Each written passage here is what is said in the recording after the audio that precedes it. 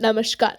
Supreme court ने झारखंड में 26,001 सहायक आचार्य पदों की बहाली में हो रही देरी पर कड़ा रुख अपनाया है। सोमवार को हुई सुनवाई में शीर्ष अदालत ने राज्य सरकार और झारखंड कर्मचारी चयन आयोग यानी जेएसएससी को सख्त लहजे में चेतावनी देते हुए कहा कि यदि सभी वर्गों और पदों के परिणाम 14 अगस्त तक घोषित नहीं हुए तो झारखंड के मुख्य सचिव, जेएसएससी सचिव, शिक्षा सचिव और उप शिक्षा सचिव को 18 अगस्त को व्यक्तिगत रूप से अदालत में पेश होना होगा।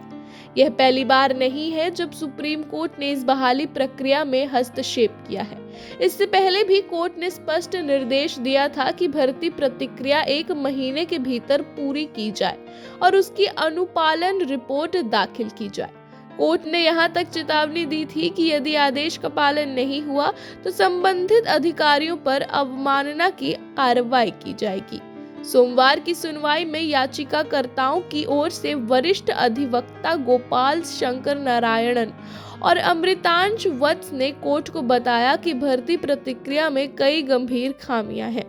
उन्होंने कहा कि कक्षा 6 से 8 के लिए गणित और विज्ञान विषयों में 5,008 पदों के लिए शिक्षा परीक्षा ली गई है, लेकिन अब तक सिर्फ 1,661 अभ्यर्थियों के परिणाम जारी किए गए हैं, जबकि इस दस्तावेज सत्यापन के लिए 2,734 उम्मीदवारों को बुलाया गया था।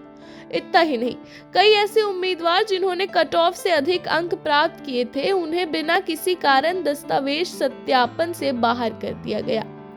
कक्षा 6 से 8 के सामाजिक विज्ञान विषय के परिणाम अभी तक घोषित नहीं हुए हैं। साथ ही कक्षा 1 से 5 के सहायक आचार्य पदों के भी परिणाम लंबित हैं। जेएसएससी ने यह बहाली प्रक्रिया 2023 में शुरू की थी और परीक्षाएं 2023 और 2024 के बीच अलग-अलग चरणों में करवाई गई थी, लेकिन आज तक पूरी तरह से नतीजे सामने नहीं आए हैं, जिससे हजारों अभ्यर्थियों में गहरा रोष है।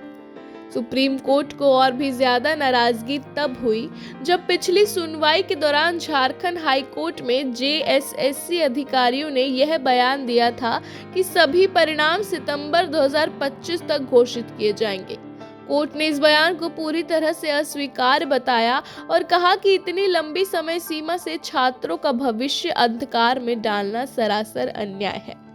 अब सबकी निगाहें 14 अगस्त पर टिकी हैं।